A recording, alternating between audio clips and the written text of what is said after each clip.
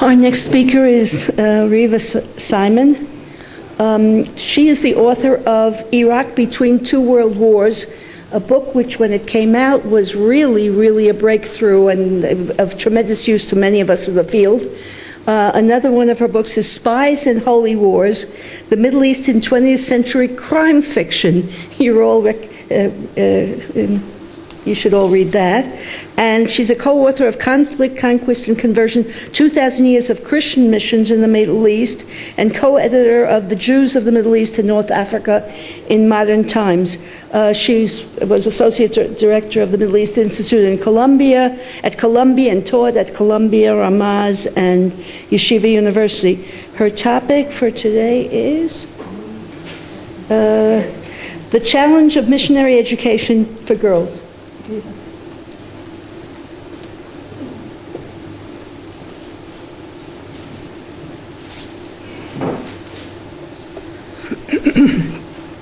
This paper will provide some historical context on a somewhat different track. The mission to evangelize or spread the good word is as old as Christianity itself. Catholic missionary orders such as the Franciscans, Dominicans, and Jesuits came to the Middle East during the Crusades and continued to work quietly long afterward. Organized and supported by the Vatican and by the Catholic kings of France, Spain, and Portugal, the orders used preaching and education to bring potential converts to the faith. Catholics focused their attention primarily on Eastern Christians, whom they viewed as apostates deviating from the true church. They did not preach to Muslims because preaching to Muslims would result in certain death. But by the end of the 18th century, there were new actors on the scene. Protestant Christians, whose interpretation of Christianity had become the state religion of a number of the European powers, competed with Catholics not only in the race for colonies, but also for souls. In that competition with Roman Catholics, Protestant missionaries spread the gospel to the farthest reaches of the planet.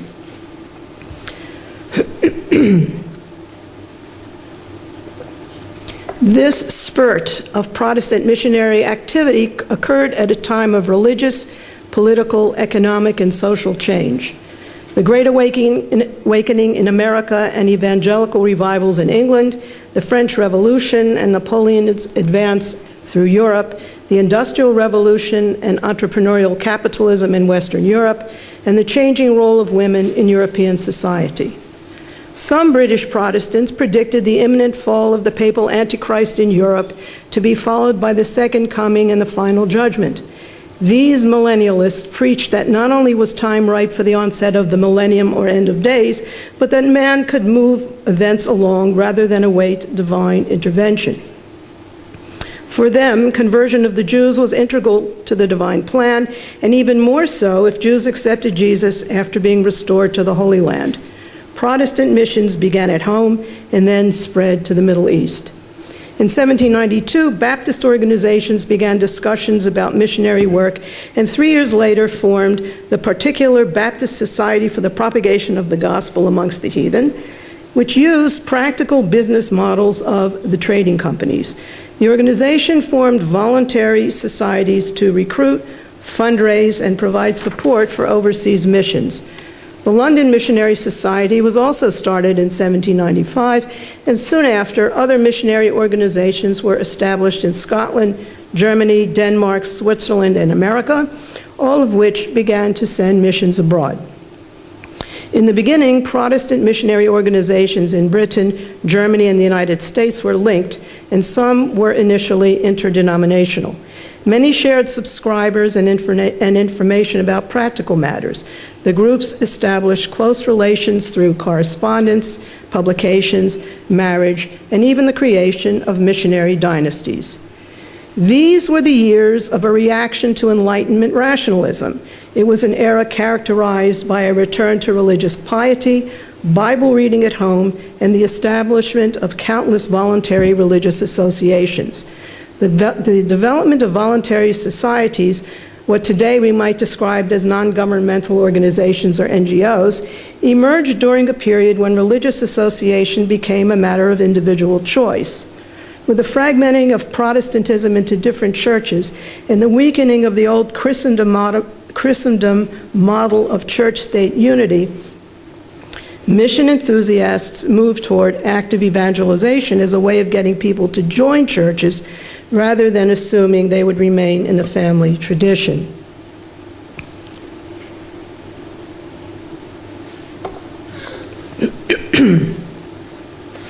Unlike Catholic missions that were state-sponsored, Protestant missions were organized by non-state entities or by individual initiative, although often they had some quasi-governmental support. Also, the Protestants, unlike Catholics, sent married men and families abroad. These voluntary societies also emerged at a time when entrepreneurial capitalism developed with the Industrial Revolution in England, the United States, and Northern Europe, a phenomenon that empowered a new Protestant middle class which sought to extend its influence and spread the religion to which it attributed its wealth. By the end of the 19th century, British societies had approximately 10,000 missionaries in the field during a period that has been characterized as the greatest outburst of missionary activity since the early church. The missionary movement in Britain and the United States also coincided with the women's movement and with the so-called Christian home movement. Both emerged at the same time, but promoted somewhat different views of the role of women in society. Both responded to the moral excesses of the past and to the role of women, which would now be redefined by the new bourgeoisie that emerged as a result of the Industrial Revolution in Northern Europe during the turbulent revolutionary period from 1780 to 1830. The women's suffrage movement focused more on women's rights outside the home, and while in that space, women missionaries could play a role in broadening the options available to women in education, medicine, and management, these same missionaries were preaching a different role for women. Proponents of the Christian home movement placed women squarely in the home by propagating the evangelical view of separate gender roles. Women as helpmates to husbands were primarily domestic beings whose function was to create a Christian home where religion was the rule of daily life, to nurture Christian children, and to maintain a stable family imbued with manners, morals, discipline, and cleanliness. Female domesticity, women as the glue that held the family together, and the centrality of the home were part of a worldview that existed alongside anti-slavery struggles, Sunday school, poor relief, and a general belief in social reconstruction that by the 1830s and 1840s became the basis of Victorian morality and the bourgeois view of the family.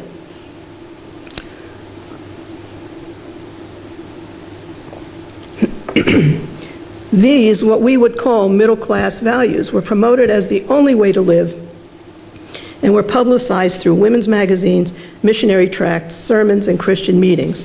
The lifestyle was propagated by British and European middle-class women of the 19th century who believed that their notion of domestic relations and evangelical virtue should be the norm for women of all classes everywhere. The movement was financed through institutionalized philanthropy, which became an appropriate arena in the public sphere for middle-class married and single women, who now had the financial resources and leisure time to transmit the Christian home ideal at home and abroad. By the end of the 19th century, some 500,000 women in Britain were engaged in philanthropy, with another 20,000 as paid officials and charities. This number did not even include the hundreds of thousands engaged in voluntary societies, nursing, distributing tracts and leaflets, and collecting money for missions, and of course, educational institutions. Education was considered by both Catholics and Protestants to be an important instrument for spreading the gospel. They realized that the lure of modern education, with its focus on practical subjects, was the key to attracting local youth, clearly with the ultimate objective of converting them to Christianity. For Protestants, the focus was on literacy. Unlike Roman Catholics, for whom access to God came more through participation in the liturgy than through a personal interpretation of the Gospels, Protestants saw literacy as a matter of theology, because the ability to read the Bible for oneself was essential for the development of one's personal relationship to God.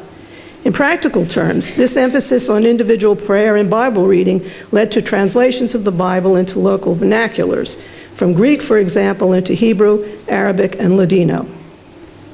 Missionaries also stressed the idea of regeneration by which Christians meant using education to impose Westernization or European culture on non-Christians or on those Eastern Christians not considered to be European, much like the French were imposing French culture on their poor at home and their colonial residents abroad.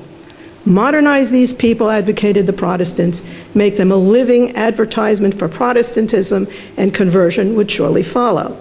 Education for girls was particularly important to Protestants who saw the spread of literacy and training girls to keep a Christian home as the means to reach the whole family. By the 1830s, Protestant missionaries were not only spreading the gospel, but the Christian home movement had become a mission agency in its own right.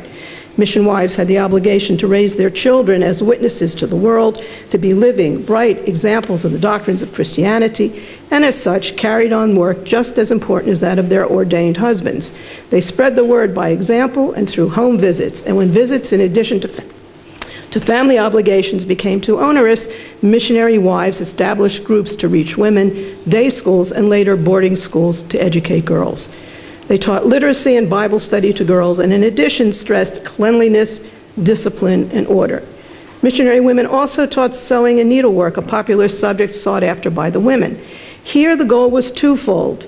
The skills would enable women to clothe the clean and orderly Christian family and provide income for women and children in societies that limited their options for gainful employment. Needlework was also connected to Christianity. Equating material poverty with spiritual poverty, missionaries linked sewing one's own clothes to provide a decent living for oneself and one's family to an awareness of Christianity, to discipline, and the desire to emulate English standards of cleanliness, child-rearing, and health care.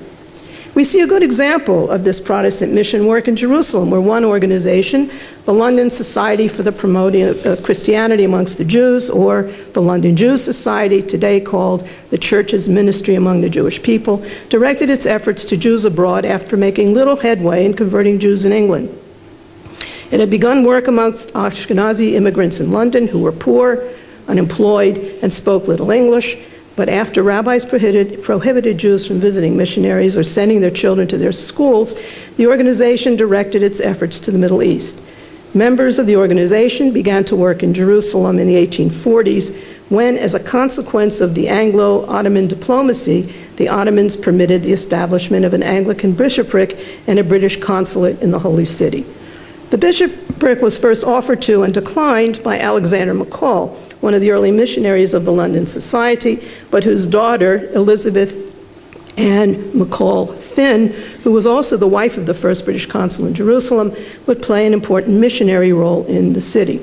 The London Society was the first among many Protestant missionary organizations to work with the Jews of Jerusalem. They and other groups such as the Society for Promoting Female Education in the East, the Church Mission Society, the Jerusalem and the East Mission, and a number of independent women unaffiliated with any organization were drawn to the Holy Land to provide mission education for Jewish girls in hopes of converting them to Protestant Christianity. In their reports, missionaries wrote of the deplorable condition of Jewish women whose physical poverty and low status in relation to men were equated with spiritual degradation and poverty. Elizabeth Finn worked with Caroline Cooper to bring the gospel directly to Jewish women where, while they were engaged in needlework, were read tracts in Hebrew, Yiddish, and Arabic or Ladino at McCall's House of Industry or at working parties or what were called Sarah societies. Missionaries opened day schools and boarding schools such as St. Mary's Home to reach Jewish children where girls were taught basic skills, language, scripture, reading, geography, arithmetic, plain sewing, and needlework. The British teachers stressed hygiene, personal cleanliness, and often commented in letters home that the children were fascinating, especially when they were clean. If you read also the reports of the teacher of the Alliance writing back to Paris, they're writing exactly the same thing. Girls performed domestic chores such as cleaning the dormitories, tasks considered to be central to character training that would lead to the creation of the new Christian woman in the hope that after the evangelical ideal of women's moral superiority transferred to the local women, they would become social and religious transformers. The Christian home philosophy became a vehicle for modernization, a chief way which women could integrate their traditional family lives with middle-class Western realities, and the beginning of modern education became a basis for social change for women. We should note that by 1880, there were over 100 different schools, religious and secular, teaching boys and girls, run by and representing different countries scattered all over the area. In 1901, for example, the London Jew Society School in Tzfat reported that there were 61 girls in the school. It was also noted that scripture classes were conducted in English, Arabic, and jargon, i.e. Yiddish, where both Ashkenazim and Sephardim were in the classes. While it is true that the numbers of Jewish girls attending missionary schools was not large, and in fact, generally speaking, missionaries made little headway in converting Jews, Jewish reaction to missionary schools was not slow in coming and came from two different directions. There were rabbinic bans against contact with missionaries, and some parents pulled their students from schools. But the lure of modern education was very compelling. There was also a significant response from European Jewish philanthropists who, rather than relying on the traditional methods of local Jewish charity, used their new wealth and their positions in Europe's middle class and adopted institutionalized, reactive, transnational methods of their Christian counterparts. The Alliance Israélite Universelle, for example, established in 1860 by French and British Jews, sought to use new media outlets and diplomacy to protect Jewish interests. The organization also organized schools in order to compete with the missionary schools to provide modern, secular education for Jews. By World War I, the organization had organized a network of more than 180 schools for boys and for girls, teaching some 43,000 students in the Middle East and North Africa. In Jerusalem, European Jewish philanthropists such as the Rothschilds of France and the Montefioris of England were instrumental in providing Jewish education for girls in order to counteract missionary activity.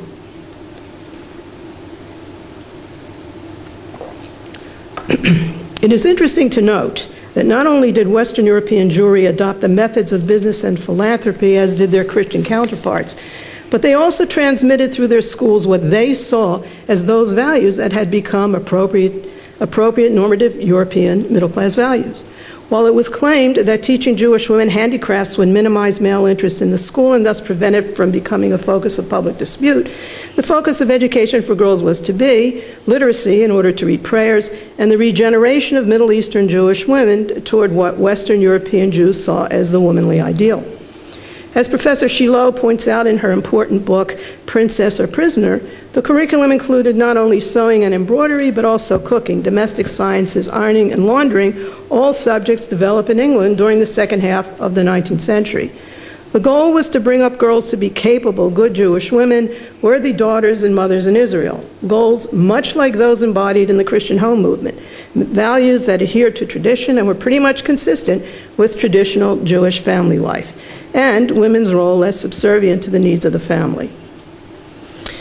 In essence, then, the work of European Jewish philanthropy is a good example of how Jews internalized and then transmitted the Western religious principles associated particularly with women that emerged with the Christian home movement and became the essence of European middle-class values. For Jewish girls who previously did not have access to formal education, the schools they founded were a first step in the modernization process. Thank you.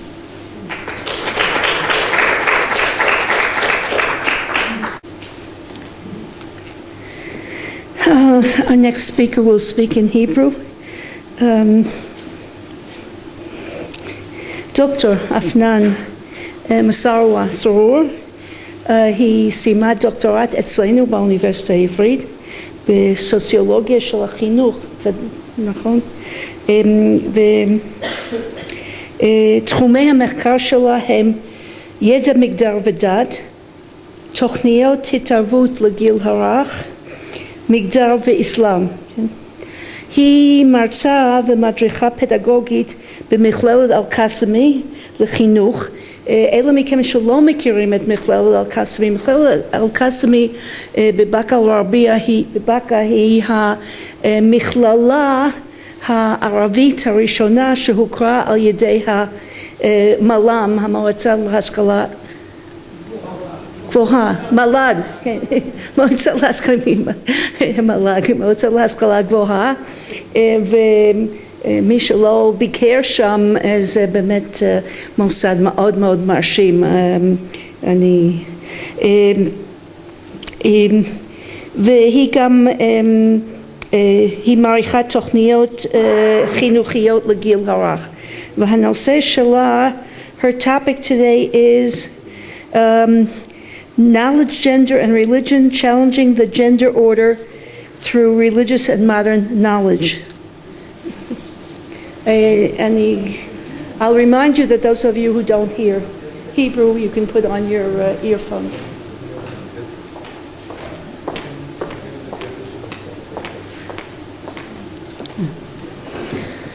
הנושא שלי זה ידע מגדר ודת, אתגור הסדר המגדרי דרך ידע דתי ומודרני. המשפחה המוסלמית נמצאת בסכנה, הולכת ונכחדת. אתן וילדיכן הולכים ומתרחקים מערכי האסלאם. חשוב מאוד שנלמד איך להיות אמהות טובות, איך לגדל ילדים דתיים ומקיימי מצוות. את כאמא צריכה ללמד את הילד שלך להתפלל, לצום ולאהוב את האל.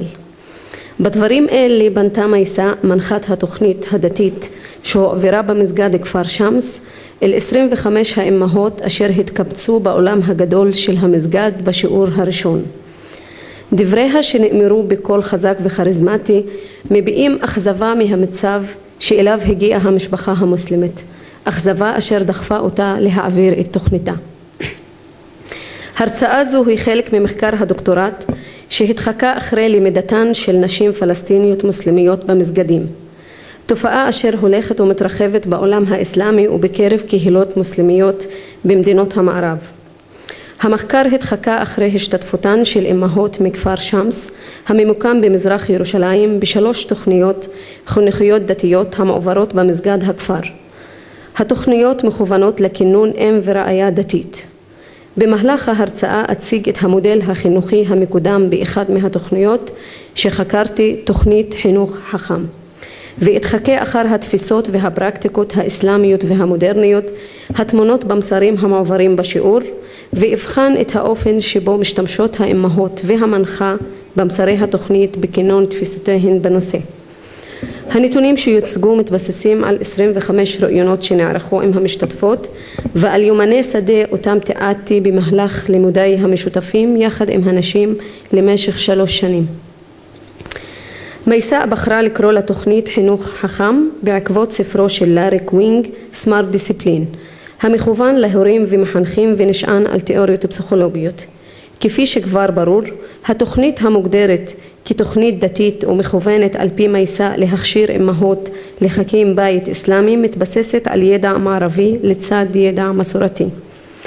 במהלך שיעורי התוכנית העבירה המנחה לנשים ידע דתי כמו תפיסות מסורתיות של אדיקות וצניעות, פסוקים מהקוראן, הסוני של הנביא מוחמד ופרקטיקות מסורתיות של גידול ילדים, לצד פרקטיקות מודרניות חינוכיות ופסיכולוגיות של גידול ילדים כמו דיבור ודיאלוג, הקשבה לילד ועוד. ניתוח הנתונים מלמד שמייסה מתייחסת לאמהות כמצווה דתית וכחלק מעבודת האל. לאורך התוכנית היא הציגה בפני האמהות התנהגויות, תפיסות ומסרים המתייחסים לאמהות כאל חובה דתית. נקשיב לשיעור הראשון, אותו העבירה ב3 למרץ 2009.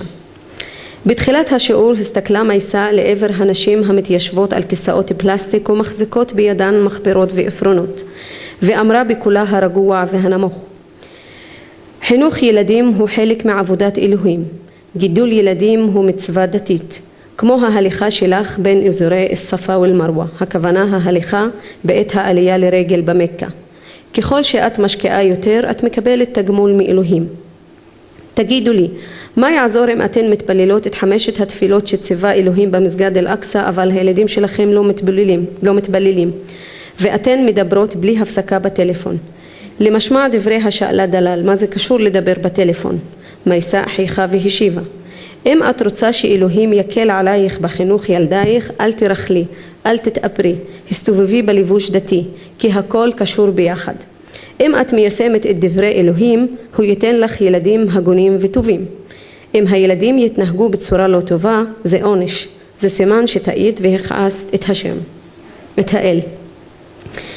בתיאור התפקיד האמוהי יוצרת מייסה אנלוגיה בין תפקיד זה לבין קיום האמונות הבסיסיות באסלאם וטקס העלייה למכה. חיבור זה חורג מתפיסת האדיקות של האישה באסלאם, שמשמעה אמונה באלוהים, מילוי קפדני של 5 מצוות היסוד של האסלאם והתנהגות לפי קודים דתיים המוזכרים בקוראן, בסונה של הנביא ובאשתהاد של חכמי האסלאם. מייסה אם כן מרחיבה את תחום המשמעות של האדיקות כשהיא אומרת לנשים שעיקרה של האדיקות הוא התפקיד האמהי וכי היא נקנית בעצם הקניית הדת לילדים. השיעור גדוש בתפיסות אסלאמיות מסורתיות. במהלך פריסת מודל האם הראוי מוצגות התנהגויות המעידות על צניעות דתית כמו הימנעות מרכילות או משימוש באיפור כתנאים לכינון אישה ואם דתייה וראויה וכאמצעים חינוכיים יעילים לגידול ילדים מוצלחים ללא הפרעות התנהגותיות.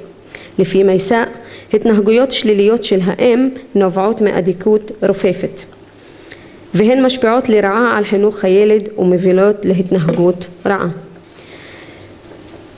במהלך הצגת המסר הקשור באחריות האם לחטאי ילדיה, המסגד רעש, הנשים הפסיקו לכתוב והתחילו לדבר זו עם זו.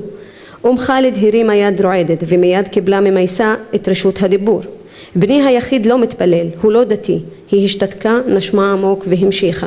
ניסיתי את כל הדרכים, דיברתי איתו, אפילו איימתי לזרוק אותו מהבית, אבל לשווא, אני לא רוצה להיענש בגללו. מייסה התקרבה אליה, הניחה יד על כתפה ואמרה בקולה הנמוך והרגוע, אני אשב איתך אחרי השיעור ונדבר על בנך המתבגר. אז בנתה מייסה לנשים באומרה, בואו נלמד מהמקרה של ח'אלד. מייסה חזרה אל מקומה ונעמדה שוב ליד הלוח הקטן. היא כתבה עליו את המשפט אלוהים רואה אותי. ואמרה לנשים, זה הכלל החינוכי. את צריכה ללמד את בנך לפחד מאלוהים. בעזרת הפחד מהאל הוא יפסיק לחטוא ולשקר. תראו, חינוך ליראת אלוהים חשוב במיוחד אם הילד מאונן. אם את מלמדת אותו שאלוהים רואה אותו כל הזמן, הוא יפסיק. אבל אם את מלמדת אותו שאסור לאונן כי זה עיב לאונן, עיב זה אסור לפי ההתנהגויות החברתיות והדתיות. אם את מלמדת אותו שאסור לאונן כי זה עיב לאונן בפני אנשים, הוא ילמד שכל עוד הוא לבד מותר לאונן.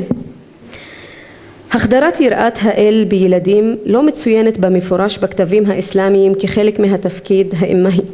עם זאת, מייסה בוחרת להדגיש ערך זה. בחינוך הילד ובעיקר בחינוך המיני שלו, מייסה בונה לעזרת הפחד מהלא נודע, מעינו הפקוחה של האל. הדגש של מייסה על אוננות של ילדים בנים כחטא שיש למנוע אותו מראש הוא לא מקרי. שפיכת זרע לשווא נתפסת כחטא חמור במיוחד בשיח האסלאמי, גם בחוגים הנחשבים ליברליים. באופן פרדוקסלי, ההתייחסות הישירה של מייסה לאוננות מסמנת את המיניות כנושא שמותר לדבר עליו, ומאפשרת בכך התפתחות שיח סביב מיניות בקרב הנשים. זהותה הדתית של מייסה, היותה מטיפה במסגד, ומעמדה כשייכה מאפשרים לה להתייחס למיניות כאובייקט שיח לגיטימי. לנוכח העובדה שדיבור על אודות סוגיות גופניות מיניות אסור בחברות מוסלמיות, יש לדבריה חשיבות רבה החורגת מהוראת דת נורמטיבית.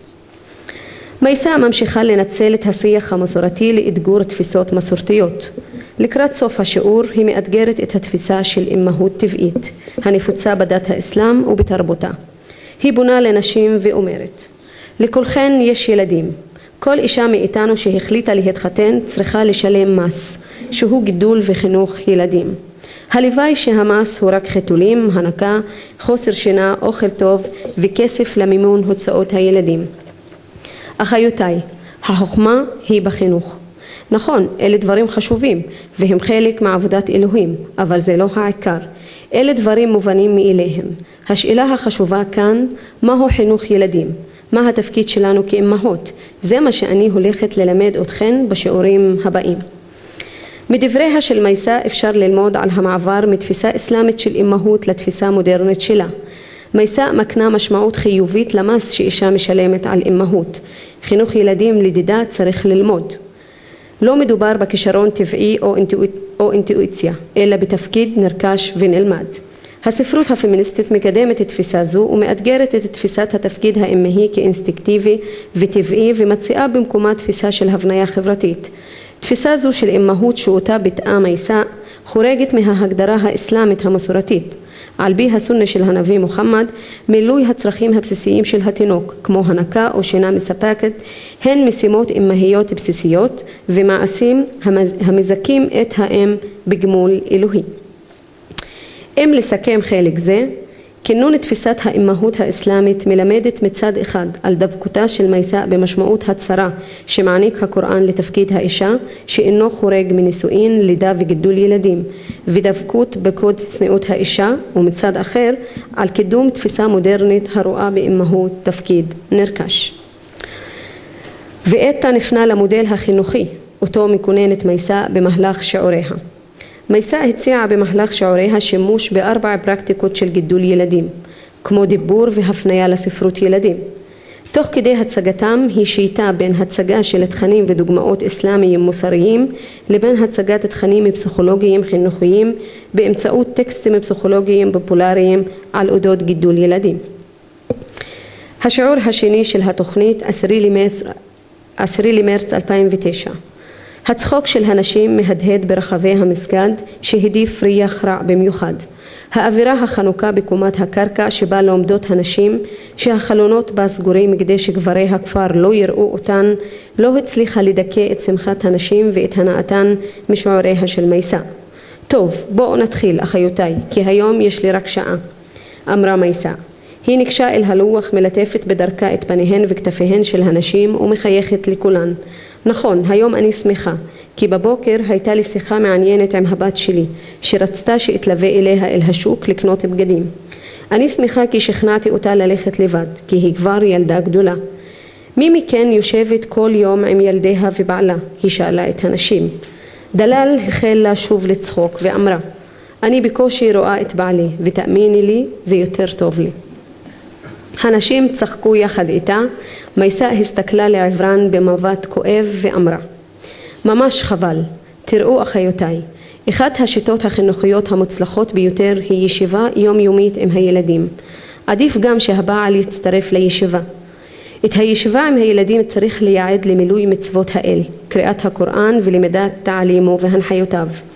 שייחים רבים מקפידים לנהל ישיבה ושיחה עם נשותיהם וילדיהם. תראי, תבחרי את יום הישיבה יחד עם הילדים. את יכולה להציע את יום שישי כי זה יום עבודת האל אצל המוסלמים, אבל הילד יחליט איתך. למה שלא תהיה שורה בבית? שורה זה משטר פוליטי אסלאמי מתקופת הנביא. תכיני להם מאכל מיוחד ותבטיחי שיהיו מתנות. כך את גורמת להם לאהוב את הישיבה. הישיבה חשובה כי היא מחזקת את הקשר בינך לבין הילדים. השיטה החינוכית של דיבור עם ילדים והקשבה להם היא אחד מאבני היסוד של הפסיכולוגיה והפדגוגיה המערבית. הפסיכולוג אלפרד אדלר מעמיד את הדיבור וההקשבה ההדדית המשותפת במרכז גישתו החינוכית. מייסא מציגה את הפרקטיקה המודרנית הזאת בשיעור כאסלאמית, וכדי לתמוך בדבריה היא מזכירה שייחים המשתמשים בפרקטיקה זו, ומציגה אותם כמודלים ראויים לחיקוי. הדוגמה שמייסא מביאה על האם ששלחה את ביתה לשוק לבד מלמדת על שימושה בשיטה ובאה להדגיש את החשיבות של מתן חופש תנועה ונראות לנערות ומאתגרת נורמות חברתיות קיימות בחברה המוסלמית והפלסטינית לגבי חופש של נערות ונשים ועצמאותן. התפיסות החינוכיות ערכיות מודרניות כגון בחירה משותפת, התנהלות משפחתית דמוקרטית ושותפות גברים אבות בגידול ילדיהם אותן מקדמת מייסא אינן נפוצות בחברות מוסלמיות מסורתיות וזרות אף יותר למקום כמו כפר שמס. בהסבר השיטה משתמשת מייסא בטרמינולוגיה דתית, בלי להסביר ולפרש את משמעות המושגים המשמשים אותה, שורה ותעלים. המושגים הדתיים בשל היותם לקוחים מתחומים המוכרים לנשים שימשו עבור מייסא אמצעי יעיל להנחלת שיטה חינוכית לא נפוצה. התאמת השיטה לרוח האסלאם מרככת את המקורות המערביים שלה ומקילה על הנשים את השימוש בה. הפרקטיקה השנייה שיעצה מייסא לאימהות להשתמש בה היא קריאה. הגישה החינוכית של מייסא דוגלת ברכישת ידע, בלמידה וקריאה. בשיחות שלנו היא ביקרה מדי פעם את היעדר ההשכלה של נשות כפר שמס ואת חוסר העניין שהן מגלות בקריאה. פעמים רבות הציגה את עצמה בפניי ובפני הנשים כאישה קוראת ומשכילה, המציעה מודל הראוי לחיקוי. היא מאמינה שכמוה גם נשים אחרות יכולות לעקוף מחסומים חברתיים המגבילים את למידתן ואף מונעים אותה. המפגש השלישי, 17 למרץ 2009. הנשים מחכות למייסה בתוך המסגד. מייסה נכנסת ומניחה שקית ענקית על הרצפה וניגשת להתפלל בפינה. כשהנשים מביטות בשקית בסקרנות. מייסה מסיימת להתפלל וניגשת למקומה ליד הלוח. היא מושכת את השקית לכיוונה ומתחילה להוציא את הספרים. אתן רואות, יש המון סיפורים טובים לילדים, חוברות וספרונים. אלה 2 ספרים ואתן יכולות לצלם אותם. זה הספר חינוך חכם וזה 7 המנהגים היעילים. אלה ספרים מערביים אבל הם טובים, קראתי אותם בעצמי. מייסה השתתקה והמשיכה להוציא את הספרים. כשסיימה הסתכלה לעבר הנשים ואמרה, בכל בית יש לבחור פינה בולטת ולהפוך אותה לספרייה. אני תמיד קונה ספרים. מי מכן קונה? הנשים הסתכלו זו על זו וחייכו. לינה אמרה שהיא קונה ספרים מדי פעם. הים אמרה, אני לא קונה ספרים, רק ספרים של בית הספר. מייסה ענתה, תראו, צריך להקציב בכל חודש 100 שקל לקניית ספרים. הלכו לספריית אל-עלמיה ברחוב סלאח א-דין ותקנו ספרים בסכום זה. למשמע דבריה של מייסה השיבה הים, אבל אנחנו לא הולכות לרחוב סלאח א-דין, אבל אתן הולכות לשוק לקנות בגדים. ענתה להן מייסה, זה קרוב, תקפצי לכמה דקות ותקני, זה חשוב גם למען הילדים שלכם. מייסה מנסה להחדיר לעולמן של הנשים תפיסה חדשה הקשורה ברכישת ידע, ולהפוך את הקריאה לחלק בלתי נפרד מחיי המשפחה המוסלמית, ילדים והורים כאחד. להשגת המטרה הזו נדרשים ביקור בספריות והשקעת כסף למען ביטוח יכולות אישיות. הספר ככלי חינוכי וכאמצעי לביטוח אישי ליווה את מייסה בכל מפגש. אמונותה של מייסה בחשיבות הקריאה הביאה אותה לדבר בכיתה על הנושא של ספרות ילדים. במטרה להחדיר את הפרקטיקה של הקריאה וההקראה ואת ערך הקריאה לעולמן של הנשים, הצטיידה בדוגמאות שונות של ספרות ילדים שיכולות לשמש את האימהות. היא הציגה 2 סוגי ספרות. ספרות דתית כמו סיפורי הקוראן, כתבי עת דתיים המיועדים לילדים, סדרת סיפורים על אודות אנשים שהיו מקורבים לנביא וסיפורים על חכמי האסלאם. ספרות זו לדעתה היא חיונית להקניית מוסר אסלאמי ולהעשרת הידע של הילד בנושאי התרבות הדתית וההיסטוריה של האסלאם. הסוג השני הוא ספרות חינוכית. סיפורים המקנים ערכים הומניים ואוניברסליים כמו כבוד לזולת, עזרה, אהבה וחברות, המיועדים לפיתוח המיומנויות הקוגניטיביות של הילד. בהסבר הפרקטיקה משלבת מייסה עקרונות וכלים חינוכיים אורייניים מודרניים, ובמיוחד את העיקרון של היקשרות לספר דרך מגע. בניסיון להנחיל לאימהות ולילדיהן את הערכת המילה הכתובה, הקריאה והלמידה, ולקדם את תפיסות מודרניות של ילדות השונות מאלה שאימהות מחזיקות בהן, היא הדגישה במיוחד את תפיסת הילד כמי שמסוגל להבין, ללמוד ולחשוב כבר מגיל צעיר מאוד. ולסיכום, התוכנית חינוך חכם מרחיבה את התפיסה של אימהות ואדיקות אסלאמיות, כשאימהות משמעה אדיקות, צניעות, למידה ופיתוח יכולות אישיות, שביכולתה להשתית יחסים דמוקרטיים במשפחה ולחנך למוסר אסלאמי. התפקיד האימהי הופך לחלק מתפיסת האדיקות. המעמד הדתי של מייסה כמטיפה לצד השימוש שלה בשני מודלים תרבותיים כמעט סותרים, והצגתם כמתיישבים יחד וכניתנים לשימוש במסגרת המשפחה המוסלמית, אפשרו לה להרחיב את גבולותיהם של שני מרכיבי הזהות, אימהות ואדיקות. התפיסות החדשות מאתגרות את התפיסה האסלאמית מסורתית הרואה אדיקות כמילוי מצוות וניהול אורח חיים צנוע, ואימהות כהתכווננות לצרכי הילד בלבד. הרחבת שתי התפיסות מערערת את תפיסת האישה והאם כנשלטת. המעברים שעושה מייסה בין מודלים תרבותיים כמעט מנוגדים סייעו לה בריכוך המקורות המערביים של הידע החדש, במתן לגיטימציה לשימוש בו ובערעור ושלילה של שיטות חינוכיות וערכים נפוצים בתרבות האסלאמית ובקידום תפיסות וערכים חינוכיים עדכניים. קידום של פרקטיקות וערכים חדשים יחד עם שלילה של ערכים נפוצים בתרבות האסלאם, לצד הרחבת תפיסת האם המוסלמית האדיקות והאמונה והחינוך האסלאמי הראוי, הרחיבו ומתחו גבולות המסורת האסלאמית בענייני משפחה. תודה.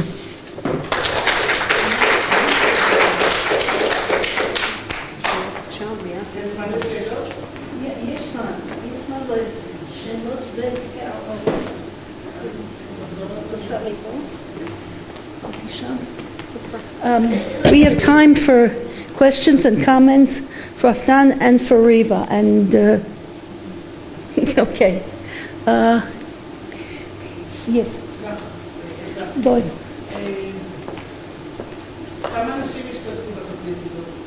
בתוכנית הזאת השתתפו 40.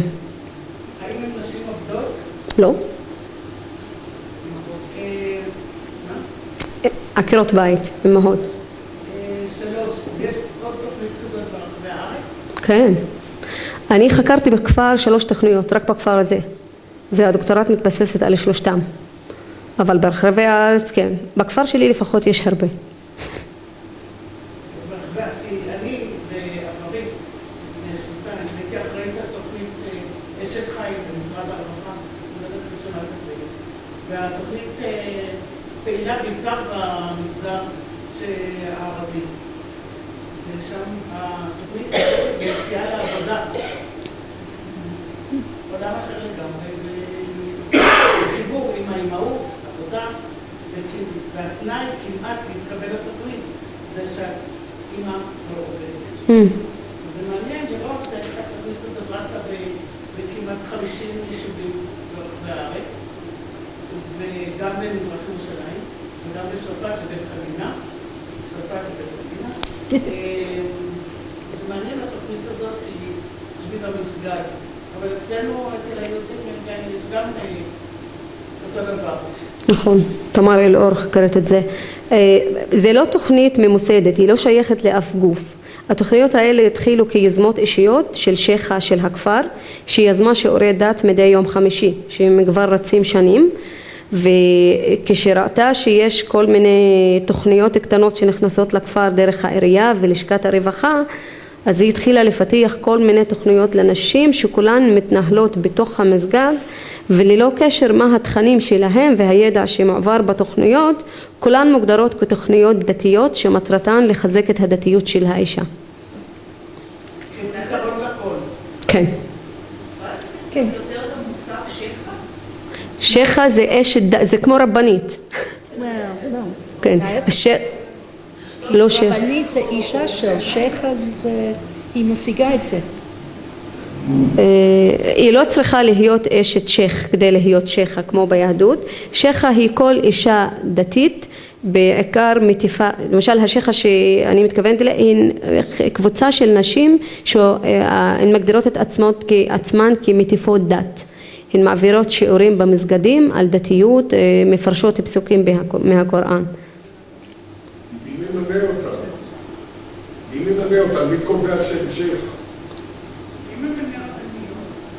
הן מממנות את עצמן, כי למשל בשלושת התוכניות שחקרתי, מדי כל חודש היו אנשים, כל אחד שמה סכום שהיא רוצה ונותנים את זה לשייחה. הן לא עובדות תחת חסות גוף מסוים. הן גם לא שייכות לאוקף, בגלל שהמסגד בטוח כל הזמן ובטוח לכל המוסלמים והמוסלמיות, אז הן עושות שם שיעורי דת. זאת אומרת, זה החריזמה האישית שלה. כן, כן, כן. זה מנהיגות של נשים בשם הדת. כן. כן. יש מסורת של שייכות באסלאם, יש מסורת של נשים שייכות באסלאם שגם בעבר הקדום של האסלאם עסקו בהוראת אסלאם, תופעה לאסלאם, זאת אומרת זו תופעה שהיא חדשה, תופעה שהיא מסורתית, שיש לה 3 כן. לא, את רוצה? אני אגיד כמה מילים. תגידי קודם. אני רק רוצה לתת דוגמה לאשתו של הנביא, סטנה עיישה, שהיא אספה את כל החדית'ים של הנביא, והיא הייתה מלמדת אותם לחכמי המוסלמים על הפרשנות של החדית'ים של הנביא. אז היא האוספת הראשית, אבל זה... והיא הדוגמה העיקרית של הנשים האלה. כן, זה יותר בתחום שלי. במהלך תולדות האסלאם יש לנו מספרים רבים מאוד של נשים מלומדות שלימדו אחרים, לאו דווקא נשים, ולהגיד לך את האמת, מפעם לפעם יש לנו את הביטוי, את התואר שייחה, אבל כמו היום, אנחנו לא תמיד יודעים מה הכוונה כשכתוב שייחה. כמו שייך, יש לזה כל כך הרבה משמעויות. אז שייחה אותו דבר, כן? זה יכול להיות השייחה של קטר, או זה יכול להיות שייחה אישה פשוטה שנוהרים אליה ורואים בה את התפקיד הזה. אבל לאורך ההיסטוריה היו הרבה מאוד. אני גם רוצה לציין שאלה לא שייכות מוכרות, הן לא מנהיגות. זה מדובר בכפר קטן ונידח שאפילו בחלק מהכפרים במזרח ירושלים לא מכירים אותו. זו שכונה מאוד קטנה שנושקת לבית לחם ובית סחור, היא בגבול הדרומי של ירושלים. וזה מקום מאוד מנותק גם גיאוגרפית, כי הוא ממוקם על 3 פסגי הרים שקשה להגיע אליהם. וכפר מאוד עני מבחינה תרבותית וחברתית. יש בסך הכל בית ספר יסודי, אין חטיבת ביניים ואין בית ספר תיכון, ולכן רוב הנשים בגלל המסורת והשמרנות של השוררת בכפר, אז לא נותנים לנשים למשל לנסוע לעיר העתיקה כדי להמשיך את לימודיהן. רק לפני 2 נפתח בית ספר תיכון, שזה בית ספר לבנים, השייך לרשות הפלסטינית. לא, זה ירושלים לכל דבר. מוניציפלית זה שייך לירושלים. יש להם תעודות כחולות. זה כן. בעצם הר חומה ממוקם על חלק מאדמות הכפר. יש מישהו אמר השם? כן, את רצית? לא, זה... כן. הביוגרפיה האישית של שייחה מהסוג שהתיאר, מאיפה היא רכשה את ההשכלה המודרנית שלה, ומה גורם לה לעשות את המהפך הזה בעצם? שאלה מצוינת. לנטיפה, זאת אומרת, יש פה בעצם סוג של מעין חזרה בתשובה כזאת שהיא מזכה את האחרות, אבל אם יש משהו בביוגרפיה אז אני אציין קודם כל ששלושת השייכות לא הסכימו שאני אראיין אותן, אז 2 מהן מחוץ לכפר, והייתה לי פריבילגיה שהיה לי אוטו. אז הצעתי להן שאני מוכנה לקחת אותן מהבית עד המסגד, כי למשל מייסה גרה בכפר סמוך, והתחבורה הציבורית מאוד מאוד קשה, ובפגישה הראשונה היא הגיעה באיחור של חצי שעה והתנצלה. אז הצגתי את עצמי ואמרתי לה שאני חוקרת ועוקבת אחרי תוכניות שמועברות במסגד, ושאני מעוניינת לראיין אותה. אז היא אמרה לי, אני מתנצלת, אני לא יכולה. ואז בסוף השיעור בניתי אליה ואמרתי לה, אני מוכנה להקפיץ אותך הביתה, יש לי אוטו. ואז הנסיעות הלוך ועזור היו מין ראיון בלתי פורמלי. אז מייסה לא משכילה, היא סיימה תאוג'יהי, אין לה שום השכלה, היא לא פסיכולוגית, אין לה שום קשר לחינוך. היא מגדירה את עצמה, אחת הנסיעות היא אמרה לי, אני תולעת ספרים. אני קוראת המון, אני אוהבת מאוד ספרות מערבית מתורגמת. את הספר, שם התוכנית שלה היא אמרה לי, אני קראתי את הספר של סמארט דיסציפלין שתורגם ב-2004 לערבית, ומאוד אהבתי את הפרקטיקות שהוא כאילו מטיף, ומאוד חשוב שאנחנו הנשים נחנך את הילדים שלנו לפיהם. זה גם שומר על הבית האסלאמי, הן לא רואות בזה כמנוגד, אבל הן עושות את זה בחוכמה. הן עצמם חיות בין העולם האסלאמי לבין העולם המודרני. למשל מייסה החליטה שהיא רוצה להיות מאמנת ספורט, אז היא עובדת בקופת חולים של הכפר שלה כמאמנת ספורט רק לנשים, ונשים צריכות לבוא רק בלבוש צנוע. כאילו תמיד מנסות לעטוף את זה בהילה אסלאמית, לשמור על לגיטימיות ושזה יהיה מקובל בחברות שלהן. התוכנית השלישית שחקרתי היא תוכנית רייקי, טיפול דרך מגע, טיפול דרך מגע, רייקי, שמנוהלת במסגד, וזה מוצג רייקי אסלאמי, כי אי אפשר להעביר אנרגיה מהמטפל למטופל בלי קריאת הקוראן. אז כל איבר כדי להעביר אנרגיה יש פסוק מיוחד מהקוראן, ואם מבלבלים בפסוקים האנרגיה לא חודרת. ונשים משתתפות ועושות טיפולים ומסאג'ים וצוחקות ונהנות והכל מקובל באסלאם. זה עולם קטן שמתנהל במסגד. יש עוד שאלות? יש עוד שאלות? תודה. אני מנחשת, זה כבר לא התחום שלי, אני מנחשת שיש הרבה הקבלה בין החברה היהודית וזה, וגם התוכנית שהן מעבירות. רק צריך להחליף את הפסוקים והכל יהיה בסדר. אוקיי, תודה. אמרתי לכם שאנחנו קבוצה יותר קטנה, אבל איכותית ולא אכזבנו. תודה רבה לכולכם.